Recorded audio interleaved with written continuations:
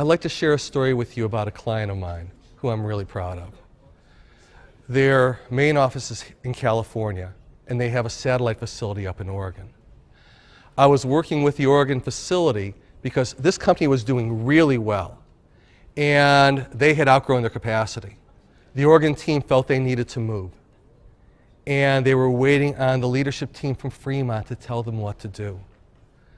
Now, for those of you who have worked at a satellite facility, you've probably heard this term because it comes up pretty much every time for me when I work with a satellite facility like them. Red-headed stepchild. I know I'm going to hear it. It's how they feel. What we had to do was shift this team to take a greater level of ownership, to take responsibility and be willing to lead their facility. After going through my series of workshops, they took on the critical initiative of what to do. What do they do now that they were outgrowing their plant? They broke up into 3 teams. One team took on the parking issue because there was no more parking. People were complaining on a daily basis since there were no spots available. That team met with the landlord and did several things. First, they restriped the lot, helping to organize the parking and create a few more spaces. Then they asked the landlord if there might be some additional spaces they could use, and they got a dozen more. They then met with neighboring businesses and were able to get some more from them, and then they researched mass transit. They provided incentives to employees who would use mass transit or ride their bikes to work, and the parking problem went away.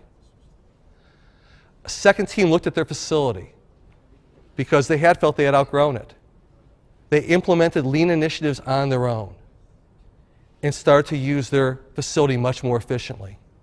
They had unused space they had never considered because there was going to be an expense to getting it up to speed. Now they looked at that space and the potential cost to make that space useful. The third team, which was going to be looking for the facility, saw what the first 2 teams were doing, and they decided to change plans. At one time, they had run a swing shift and it had been unsuccessful. After going through the workshops, they understood what had caused the problems. And they decided to change their plan to now implementing a swing shift, now that they knew what to do.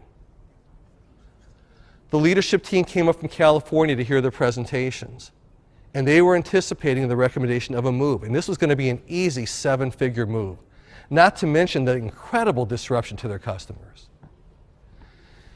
Instead, when the Oregon team presented, their conclusion was, with the changes they had made and the ones they wanted to make, for less than $100,000, they could stay in their existing facility another 5 to 10 years. And senior leadership approved it. They were so excited, hugging each other, because they got to stay in their old facility another 5 to 10 years instead of a shiny brand new one. And they were excited because they got to own that decision. They were the ones who decided what to do. I was so proud of them and proud of their president too, because I thought his key gain would be the 7-figure savings. And he said, no, the thing I am most proud of is the cultural and communication change within this location and how they are now working together and the level of ownership they have, because that's what's sustainable.